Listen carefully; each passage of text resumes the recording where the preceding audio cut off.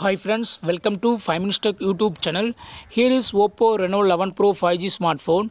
In this video, you will learn how to change notification sound in your phone Oppo Reno 11 Pro 5G. First of all, in your phone, go to settings. Then go to sounds and vibration, and here select notification tone.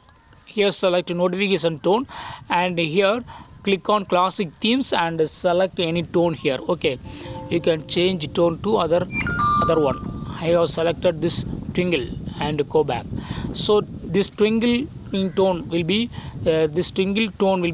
the notification sound as of now. Okay, also click on other tones here, aqua marvic themes, and select anyone. Okay, that will be set as notification tone as of now. Okay, if you click on dynamic tones, here some tones are available, just so you can use them. Okay, select anyone and that will be applied. Okay, if you have any own ringtone, own tone for setting up notification tone, click on this device, and if you have anything here, that will be listed here and you can pick up here. Okay, but as of now I don't have any music file or recording, so here it shows nothing. Okay, so in this way you can easily set your own tone too. Okay, I finally leave on this dynamic tone. Okay, so this dynamic tone is the current